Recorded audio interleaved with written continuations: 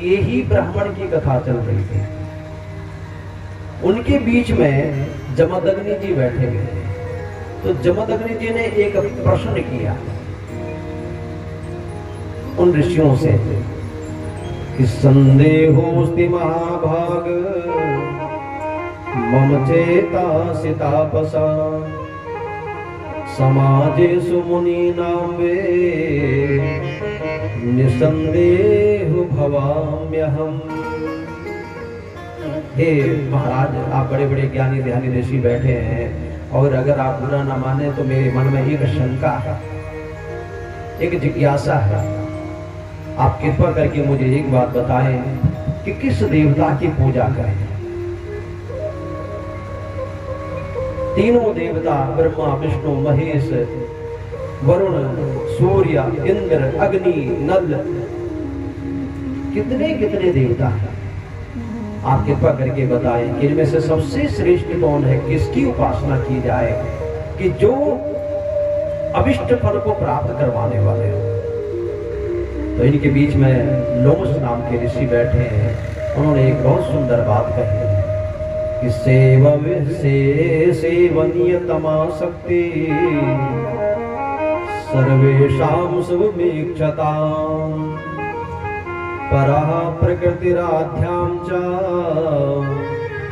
सर्वगा सर्वदा शिवा।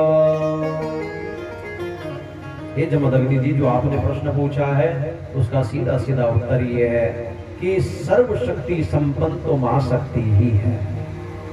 अगर तुम्हें अभिष्ट फल की प्राप्ति चाहिए तो बोले फिर आप मां भगवती की आराधना कीजिए, शिवा की आराधना कीजिए, अवश्य ही आपकी मनोकामना पूर्ण होगी। मैं आपको प्रमाण के सहित बताता हूं कि किस प्रकार से मां भगवती अपने बच्चे के ऊपर कृपा करती है। कुपुत्रो जायेता क्वचिदपि कुमाता न भवति। मां भगवती अपने बच्चों के ऊपर हमेशा ही कृपा करती है।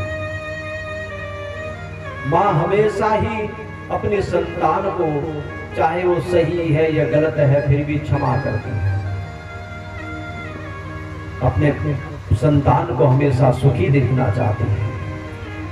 कि इतिहासं प्रवक्ष्यामि शृण्वन्तु मुनयः शुभम् अक्षरोच्चारणादेव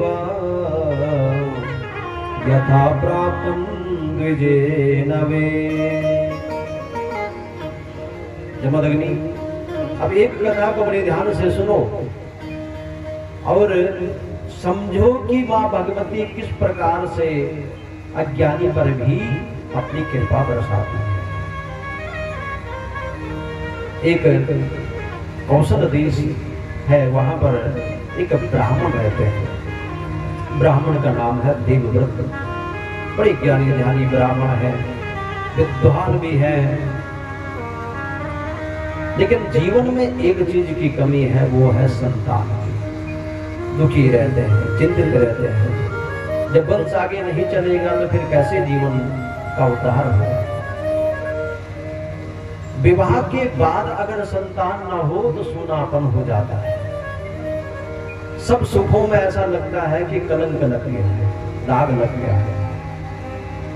कैसे वंश आगे चलेगा, किसके लिए कमाए, किसके लिए ये सब चीजें इकट्ठी करें।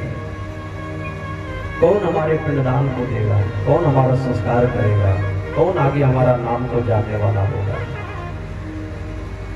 तो ये देवव्रत नाम का ब्राह्मण भी बड़ा चिंतित रहने लग गया। किसी ने कहा, बोले आप एक काम करो, आप पुत्रेष्टि यज्ञ करवाओ। तो ब्राह्मण खुद जानकार था, जानकार होने के कारण सारी व्यवस्था स्वयं की, और ये पहुंचा है यज्ञ को करने के लिए तमसा नदी के किनारे पर। वहां पर बड़े बड़े विद्वानों को निमंत्रण दिया कि ब्रह्मांडम कल्पयामास सुहोत्रम मुनि सत्तमम अर्धयो याज्ञवल्क्यस्य होतारम च बृहस्पतिम्। यज्ञ मंडप के लिए सारी व्यवस्थाएं होनी चाहिए। यज्ञ एक प्रयोगशाला है। यज्ञ में अगर आपने सही कर्म नहीं किए, उल्टे सुल्टे कर्म कर डाले तो यज्ञ कभी भी फलीभूत नहीं हो सकता, वो नुकसानदायी हो जाता है। वो यज्ञ आपको उल्टा फल देना शुरू कर देगा।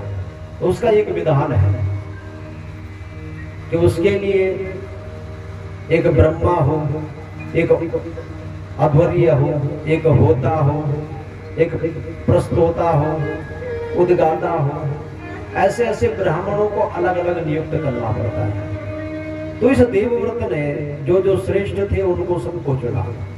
ब्रह्मा का पद एक सोहोत्र नाम के ब्राह्मण को दिया, अध्वर्य का पद याज्ञवल्क्य जी महाराज को दिया, होता का पद बृहस्पति जी को दिया, गुरु बृहस्पति को, प्रस्तोता का जो पद दिया वो पैल मुनि को दिया, और उद्गाता के रूप में गोविंद ऋषि को पद दिया।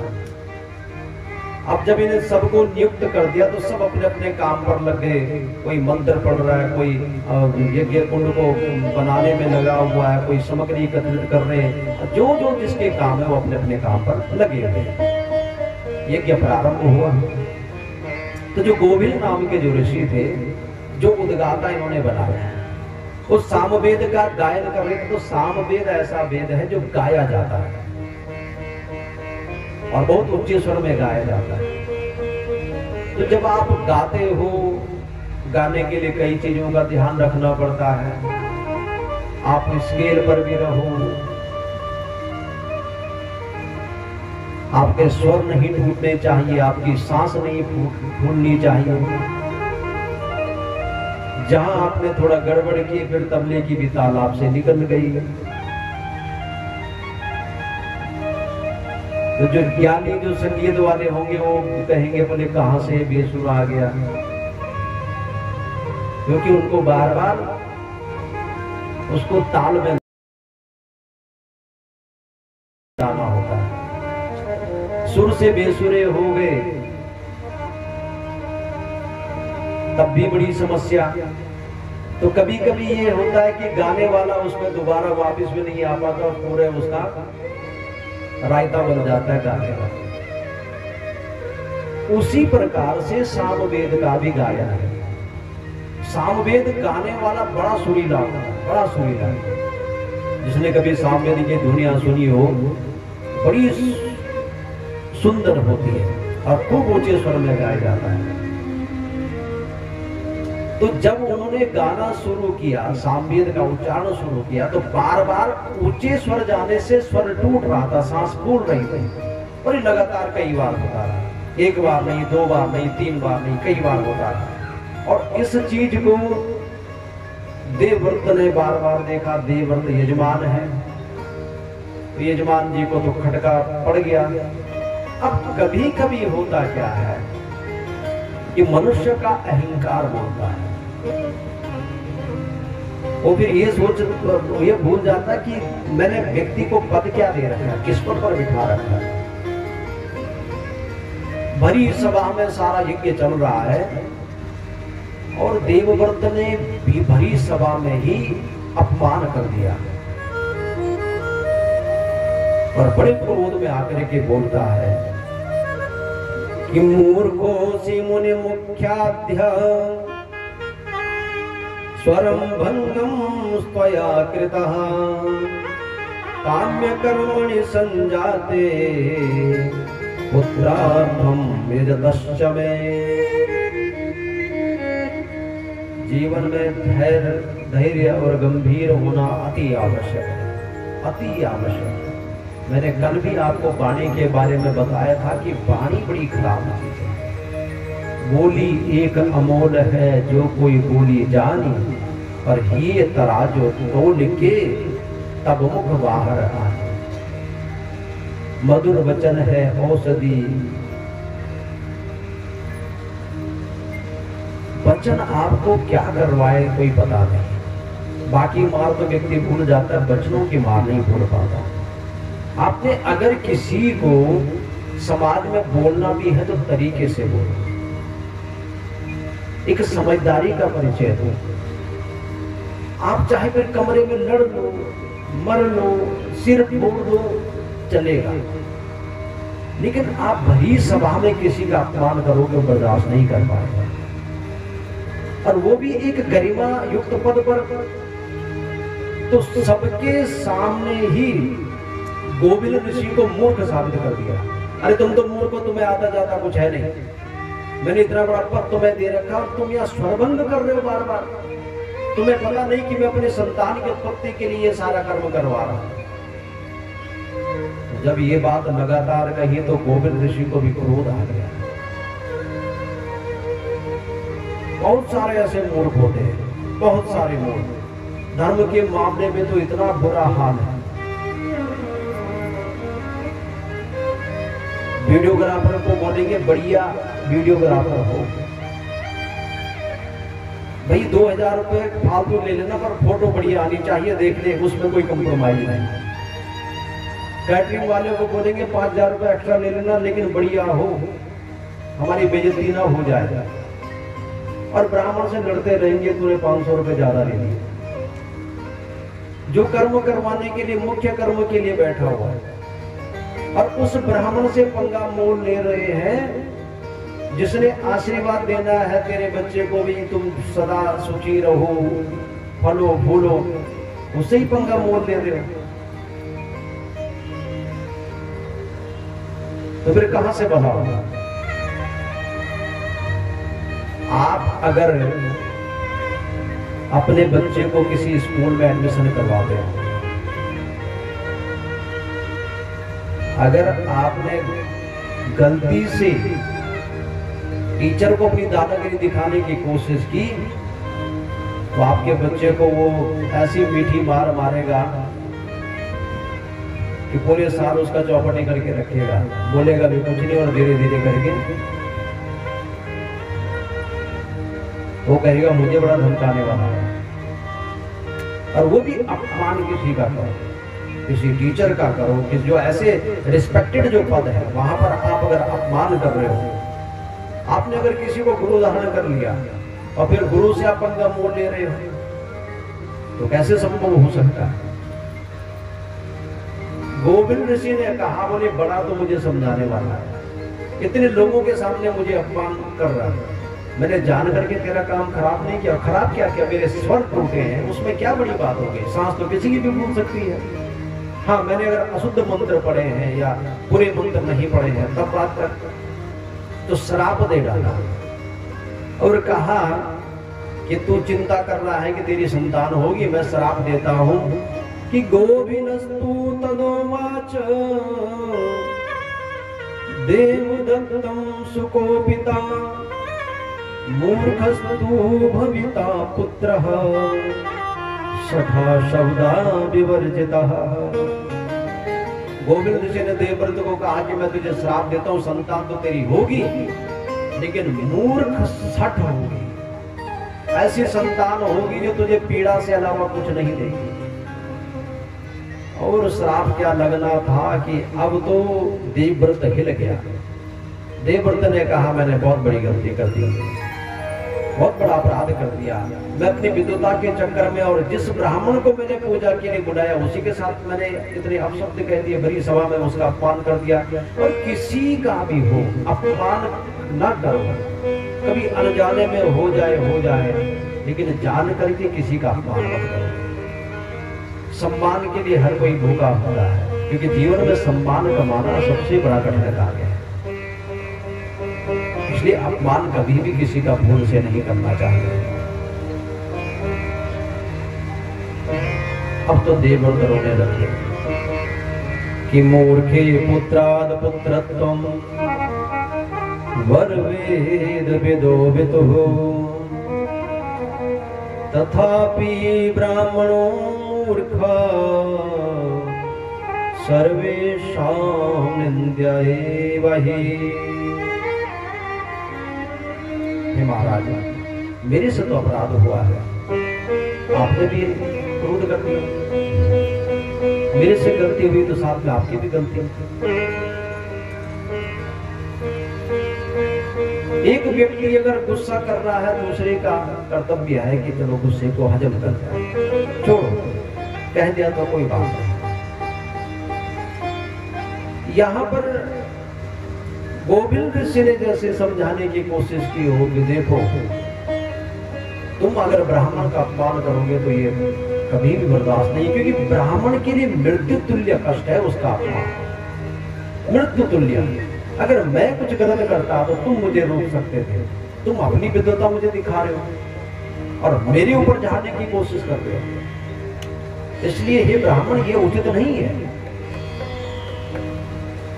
ये जो 3-4 पद हैं ये सम्मानीय पद है। माता पिता को आप समझा सकते हो, ये तो नहीं हो सकता कि माता पिता को ज्यादा मानना शुरू कर दे, ये तो अमर्यादित हो जाएगा। ये तो नहीं हो सकता कि आप माँ बाप को गाली गलौज करना शुरू कर दो, एक मर्यादा ही तो है। नहीं तो हमेशा बच्चे तो बाप से हृष्ट पुष्ट होते हैं, बच्चे बाप बेचारा अगर 5-5.5 फुट का तो बच्चे 6 फुट के चले जाते हैं, तो वो तो चाहे तो बाप को एक झटके में पटकनी दे दे। ये मर्यादा ही तो है कि वो बाप भी उस बच्चे को तमाचा लगा देता है और उसको प्यार से स्वीकार कर देता है। गुरुजी कोई भी हो, ऐसे ऐसे धनाढ्य लोग बैठे हैं कि गुरुजी की संपत्ति उनके सामने क्या होती है, कुछ भी नहीं। कहीं कहीं पर तो ये भी है कि गुरुजी से बहुत ज्यादा शिक्षित, गुरुजी तो उतने पढ़े लिखे नहीं होते जितने शिष्य शिक्षित होते हैं, बड़ी बड़ी पोस्टों पर हैं, बड़े बड़े पद पर बैठे हुए हैं। तो इसका तात्पर्य ये तो कहते ही नहीं कि गुरुजी को हरासमेंट शुरू कर देंगे, गुरुजी को धमकाना शुरू कर देंगे, आजा तुझे कोर्ट में ही देख लेंगे, तो वो तो सारा मर्यादा ही भंग हो जाएगी, कहां सिस्टम रह पाएगा। ब्राह्मण भी, कुल पुरोहित जो होते हैं, ब्राह्मण जो होते हैं, उनके साथ भी हुम कृत्या तुम कृत्या वाली बात करोगे तो नाश ही हो जाएगा। इसलिए संदेश दिया कि ये चीज गलत है, ये नहीं होनी चाहिए। कल के दिन तो फिर समाज अस्त व्यस्त हो जाएगा, माँ बापों का निरादर शुरू हो जाएगा, माँ बापों को कुछ नहीं समझेंगे, गुरु को कुछ नहीं समझेंगे, एक सारा सिस्टम ही खराब हो जाएगा, घर के बुजुर्गों का अपमान शुरू हो जाएगा। लेकिन यहाँ पर देवव्रत बहुत टूट पड़ा। देवव्रत ने कहा, हे प्रभु, जो आपने मुझे श्राप दिया है ना, और बहुत बड़ी बात कही है। देवव्रत कहता है कि मूर्ख पुत्राद पुत्रत्वम, अगर किसी की संतान मूर्ख अनपढ़ हो गई तो मरना है, उससे बड़ा मरना जीवन में कुछ है ही नहीं। अगर आपका बच्चा नालायक निकल गया, फिर चाहे आप दुनिया के लिए जो मर्जी हो, आप जीरो हो संभालना। माँ बापों का सबसे बड़ा धन अगर कुछ है तो संतान है, उससे बड़ा और क्या हो सकता है। और उसमें अगर किसी की संतान मूर्ख निकल आए, अनपढ़ निकल आए, तो उस संतान से तो ना ही हो संतान तो बहुत अच्छा है। वरम वेद विदो हो, आप विद्वान हैं, आपने मुझे ऐसा श्राप दे दिया। और यहाँ पर देवव्रत ने इतना लंबा चिट्ठा ब्राह्मणों के लिए लिखा है, कहा कि तथापि ब्राह्मणों मूर्खा, उसमें भी किसी ब्राह्मण का पुत्र मूर्ख निकल आए तो वो तो मरने जैसा है। भाई बढ़िया की संतान है, पैसा रहेगा तो जय जयकार हो जाएगी, राजपूतों की संतान है, चलो बाहुबल में है तो चलो जय जयकार हो जाएगी। लेकिन ब्राह्मण को तो विद्या ही सर्वप्रथम है। अगर ब्राह्मण पढ़ा लिखा नहीं है, अनपढ़ है, तो पैसा चाहे उसके पास जितना मर्जी हो जाए, उस ब्राह्मण की कोई इज्जत नहीं है समाज में, कहीं भी कोई इज्जत नहीं। ये तो मेरे लिए मरने वाली बात है। आगे कहते हैं कि नासाने पितृकारेषु देवकारेषु सात्विजा मूर्ख समर्पवेशस्या कार्यस्या फलमीक्षता। कोई अगर ऐसे ब्राह्मण से पूजा पाठ भी अगर यजमान करवाते हैं तो यजमान का भी पतन हो जाता है। इस भूल में भी कभी मतलब ये कि हमारे नजदीक है तो चलो ठीक है, ब्राह्मण हमेशा विद्वान ही होने चाहिए। और अगर पितृ कार्य में विशेषतः कोई ऐसे मूर्ख ब्राह्मण को भोजन भी अगर करवाता है, अनपढ़ ब्राह्मण को भोजन भी करवाता है तो पितर भी नरक में चले जाते हैं। देवी भागवत में देवव्रत ब्राह्मण कह रहा है। ये तो मरने वाली बात हो गई। ये आपने जो मुझे श्राप दिया है इससे तो मैं मर जाऊंगा। तो बहुत रोए हैं कि आप इस श्राप से मुझे मुक्त करिए। तो फिर कहा कि देखो जब इतना अन्य विनय कर रहे हो तो फिर थोड़ा सा मन में भी होता ही है। शास्त्र एक बात कहते हैं कि जो संत है उनका जो क्रोध है वो क्षणिक होता है, कुछ क्षणों के लिए क्रोध आए फिर शांत होंगे, लेकिन धूर्त तो बड़े खतरनाक होते हैं। वो तो दूसरे को बर्बाद करके छोड़ देते हैं या फिर बातचीत बंद कर देंगे या बोलेंगे ही नहीं, मर रहा कोई मरता जाएगा। लेकिन जो संत जन है अगर क्रोध करेंगे भी थोड़ी देर बाद शांत हो जाएंगे, चलो कोई बात नहीं, जो हो गया सो हो गया। तो वेद व्यास जी कहते हैं कि हे जन्मेजय महाराज, उस ब्राह्मण ने कहा कि आप जो मैंने श्राप दिया है वो तो होगा ही होगा, लेकिन उसके बाद आपका पुत्र ज्ञानी हो जाएगा। मूर्ख होने के बाद आपका पुत्र ज्ञानी हो जाएगा, इतना मैं आपको आशीर्वाद दे रहा हूँ। इनकी जो पत्नी का नाम है वो रोहिणी है कि इत्युक्त्वा देवदत्तस्तु पतिस्तस्या पादयो स्तुवन्ति हृदर्थं कृपणा साश्रुलोचनः। कहा, इतना कह करके लोमश ऋषि कहते हैं कि हे ऋषि, उस ब्राह्मण की जो पत्नी है उसका नाम रोहिणी है, देवव्रत की पत्नी का नाम, और समय के अनुसार उनके घर में एक बेटे ने जन्म लिया है। धीरे धीरे वो बच्चा बढ़ रहा है। माँ बापों की आकांक्षाएं होती हैं कि संतान चतुर हो, बुद्धिजीवी हो, और एक विशेषता होनहार वीरवान के होत चीखने वाला। जो बच्चा पूर्व भाग से अच्छा पैदा हो रखा है ना, उसको आपको बोलने की जरूरत नहीं। ऐसे ऐसे बच्चे देखे हैं जो 4-4, 5-5 साल के हैं, पूरी हनुमान चालीसा, सुंदर कांड इत्यादि सब कंठस्थ है, बड़े उतने माँ बाप भी नहीं पूजा पाठ करते, उनको बोलने की जरूरत नहीं पड़ती। ऐसे ऐसे बच्चे हैं जिनको इतना ज्ञान है, इतना ज्ञान है। और जो बच्चा मूर्ख है उसके लिए तुम जितना मर्जी कर लो, उसको जैसी मर्जी आप फैसिलिटी दे दो, वो जीरो ही जीरो रहेगा। या फिर अच्छे कर्म अगर बच्चे के हों और विद्यार्थी जीवन को समझे कि जो आज समय चला गया उसको आप दोबारा अपने जीवन में नहीं वापस ला सकते हो। उस समय को बहुत सारे बच्चे हैं आजकल के इस परिपाटी में कि कोई मोबाइल पर लगे हुए हैं, कोई खेलने कूदने में बहुत ज्यादा लगे हुए हैं, और जो विद्या है मुख्य उसको बिल्कुल किनारे कर देते हैं। शास्त्र कहते हैं कि विद्या धनम सर्व धनम प्रधानम। विद्या एक जीवन की ऐसी पूंजी है, उसको कहीं भी लेकर के चले जाओ, कोई बोझ नहीं है। पढ़ा लिखा बच्चा विदेश में भी जाएगा, वहां भी उसकी रिस्पेक्ट होगी। स्वदेशो पूजते राजा विद्वान सर्वत्र पूजते। अरे गांव का सरपंच होगा, सरपंच गांव में चलेगी, बाहर भी चलेगी। बाहर बोले किसी को सरपंच बोलेगा जा गांव में जाकर के करके आ, हमें क्या लेना देना तेरी सरपंच से। कोई किसी थाने का अगर थानेदार है तो ठीक है, सिफारिश कहीं लड़ाने बात अलग है, लेकिन चलेगी उसको उसकी थाने में ही हो, उससे आगे नहीं चलेगी। जहाँ सीमा कट हुई नहीं वहां अगला ही बोल सकता तू यहाँ क्या कर रहा है, तेरी तो सीमा वहां तक है, वहीं रहती है। एक राजा को विद्वान ने कह दिया था कि राजा स्वदेशो पूजते राजा विद्वान सर्वत्र पूजते। तुम यहाँ पूजे जाओगे, मेरा कोई बंधन नहीं है, मैं कहीं भी जाऊंगा वहां पर भी पूजा जाऊंगा, वहां भी सम्मान होगा। तो विद्या धनम सर्व धनम प्रधानम। विद्या सबसे बड़ा धन है जीवन का, सबसे बड़ा धन।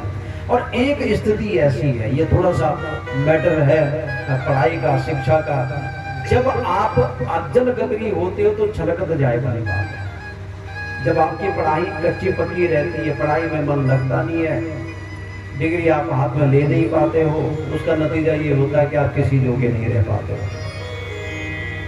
फिर आप जितना मर्जी, उसके बाद एक अवस्था ऐसी है जहां पर आप विद्या पे अर्जित नहीं कर सकते हो। आपको कठिनाइयों का सामना करना पड़ेगा, आपको जूझना पड़ेगा, आपके लिए रास्ते बंद हो जाते हैं, आप क्या करोगे? तो जो विद्यार्थी जीवन का समय है उसको सदुपयोग में लाना अति आवश्यक होता है कि उसको सदुपयोग में लेकर के आओ। और इसीलिए एक कहावत है कि देखिए, पढ़ाई तो सच्चाई ये है कि आपकी प्लस टू तक ही होती है, वहां से आपका भविष्य तय हो जाता है, आपने अब क्या करना है। ऐसे ऐसे बच्चे हैं जो दुनिया भर का अपना सरकार से भी फायदा उठा रहे हैं और जय जयकार है, लेकिन यहाँ पर देवव्रत ने बड़ी कोशिश की अपने बच्चे को पढ़ाने की, लेकिन बच्चा नहीं पढ़ पाया, मूर्ख का मूर्ख ही रह गया। और इसमें कभी कभी देखो, जो पूर्व जन्म के कर्मों के अनुसार मैं बात कर रहा हूं, कुछ बुद्धि जो है वो पूर्ववत ही बनी हुई होगी। एक स्कूल में अगर बच्चे पढ़ रहे हैं, क्लास में पढ़ रहे हैं, किसी को फिजिक्स बहुत अच्छी लगती है, किसी को केमिस्ट्री अच्छी लगती है, कोई बायोलॉजी का बहुत अच्छा होता है, किसी को मैथ बहुत अच्छी लगती है, कोई इंग्लिश में बहुत अच्छा होता है, तो ये पूर्व जन्मों का कुछ असर है। हर एक जैसा नहीं होता है बच्चा, कोई आगे है, कोई पीछे है, तो जो उस पर हर किसी को याद बराबर भी नहीं हो पाता, कोई याद थोड़ा सा पढ़ता है उसको याद हो जाता है, कोई पढ़ नहीं पाता है। तो उसके लिए या तो एक तो बच्चा वो है जो दौड़ता है, वो चली जा रहा है, अब बोलने तो जिसको जो बोलना बोलता जाए, करेगा कोई कुछ भी करेगा। बच्चा जब तक बुरा मानता है उसको ये नहीं लगता कि ये मेरे भविष्य की सवाल है, कोई किसी को नहीं देता है, ये भविष्य का सवाल है। और जो बच्चा ये सोचता है ठीक है जो बकरा उसको बकने दो, तो फिर जिंदगी ऐसी ही रुल जाती है। तो जो अपने आप को समझ लेता है वो साधना करता है। एक बात फिर माननी पड़ती है कि इंग्लिश की बहुत बढ़िया कहावत है कि सबको इक्वली नहीं मिलता है, सबके भाग्य अलग अलग लिखे गए, पर संघर्ष से व्यक्ति को अपने भाग्य को भी दबा सकता है। अगर संघर्ष करे, मेहनत करे तो उसको भी दबा सकता है। अब जहां पर भी देवव्रत का ये पुत्र जाता, इसका नाम रखा उत्तथ्य, तो ये जहां पर भी जाता वहां पर ही इसको सब मूर्ख मूर्ख कहते हैं। हर कोई इसको चिढ़ाता, हर कोई कहता है मूर्ख है, देखो इसको अक्ल तो है, पढ़ता तो है नहीं। और ये भी सच्चाई है, क्योंकि हमारे पास भी जैसे बहुत सारे आते हैं, माँ बापों की चिंता होती है किसी की, तो बच्चा अगर लायक है तो फिर किसी के पास ले जाने की भी जरूरत नहीं पड़ती है ना, उसको गिल्टी फील भी नहीं होती। आजकल सबसे बड़ी दिक्कत ये है कि ईगो सबके अंदर है, ये सबसे बड़ी समस्या है। काम हम कुछ भी करें लेकिन हमारी ईगो हर्ट नहीं होनी चाहिए। हम अपना कर्तव्य नहीं निभा रहे हैं लेकिन कोई बोले बिना हमें, और बोल दिया तो हमारी बेइज्जती कर दी, हमारी इंसल्ट कर दी। तो कई माँ बाप जब लेकर के आते हैं तो उनके बच्चों को लगता है बोल बताओ हमारी बेइज्जती कर रहे हैं, हमारे पढ़ाते नहीं है, और ये पढ़ता नहीं है, नालायक है, या बिगड़ा हुआ है, या जो भी। तो जब ऐसी बातें सुनते हैं तो कहीं कहीं पर ये भी देखा है कि बच्चे फिर बहुत ही ज्यादा रूडली हो जाते हैं। वो सोचते हैं जहां देखो हमारा ऐसे इस प्रकार से अपमान करते रहते हैं। तो कोशिश तो अगर सीधी सी बात करें, कोशिश तो ये होनी चाहिए कि हम अपने काम में हमेशा अव्वल बने, चाहे वो विद्या का क्षेत्र है या किसी भी तरह का क्षेत्र है, कोई हमारे पर उंगली ना उठा पाए। या फिर व्यक्ति अगर कहीं पर अपने आप को वीक महसूस करता है, कमजोर महसूस करता है, तो उसके लिए वो प्रैक्टिस करे, अध्ययन करे। यहाँ पर इस उत्तथ्य को बहुत बुरा लगा, बहुत बुरा लगा। और फिर माँ बापों से एक दिन कहा कि अंधो वरस तथा पंगुर नमूर्खस्तु वरः सुतः इत्युक्तोऽसो पितृभ्यां वे विवेशा काननम प्रति। अपने माँ बाप के पास गया, बहुत रोया, पिताजी से कहा पिताजी मैं बहुत कोशिश करता हूँ लेकिन नहीं पढ़ पाता। और मुझे ये भी अच्छी तरह से पता है कि अंधो वर्ष था पंगुर न मूर्खस्तु बराशुका। किसी का बच्चा पंगु हो जाए, अंधा हो जाए, लेकिन मूर्ख संतान माँ बापों के लिए कलंक बन जाता है। इसलिए हे पिता, मैं अब यहाँ से जा रहा हूँ और गंगा जी के तट पर गया है। ये उत्तप्य है, गंगा जी के तट पर गया, इसलिए बस अपने जीवन में एक चीज निश्चित कर ली। बोले भगवान ने पूर्व जन्म के अनुसार कुछ मेरे ऊपर ऐसा कर्म कर रखा है कि जिससे मैं नहीं पढ़ पाता हूँ, नहीं मुझे विद्या प्राप्त हो पाती है। इसने एक संकल्प लिया कि बोले नियम चा परमं कृत्वा नासत्यम अब्रवीत वचः, मैं जीवन में कभी भी असत्य नहीं बोलूंगा। कभी भी, चाहे जितना मर्जी मेरे जीवन पर कोई संकट आ जाए, पर मैं कभी भी असत्य भाषण नहीं करूंगा। गंगा तट पर गया, वहां संतों के यहाँ रहा, संतों की सेवा करता, उनके बर्तन धोता, उनको भोजन पका करके खिलाता, उनकी सेवा करता। इस सेवा से सब संत प्रसन्न थे और साथ में एक बात से बड़े प्रसन्न थे कि ये कभी भी असत्यभाषी नहीं, कभी झूठ नहीं बोल सकता, चाहे जो मर्जी हो जाए, सत्य वक्ता है। जितना मर्जी संकट उस सत्य को बोलने से आ जाए, लेकिन कभी भी उस सत्य से कभी विमुख नहीं होता है। और चिंता भी करता है कि नवे विद्या मया दत्ता पूर्व जन्मनि निर्मला, तेनाहं कर्म योगेन सठोस्मि च द्विजाध्वदः।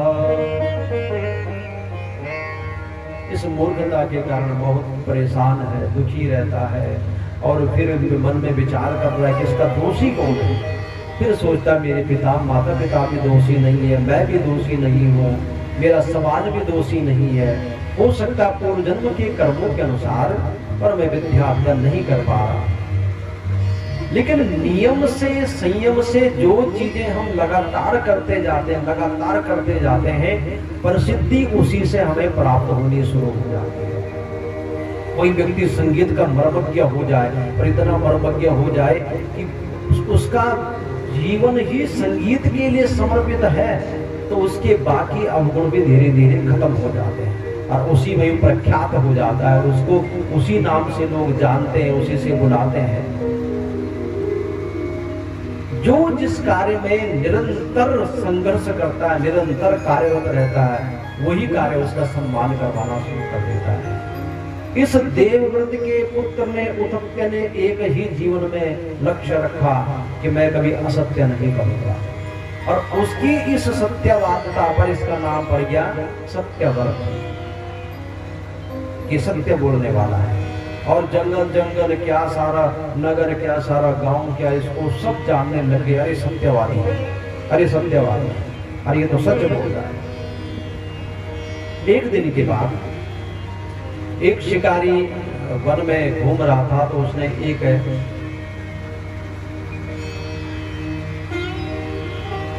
वराह पर बाण किया,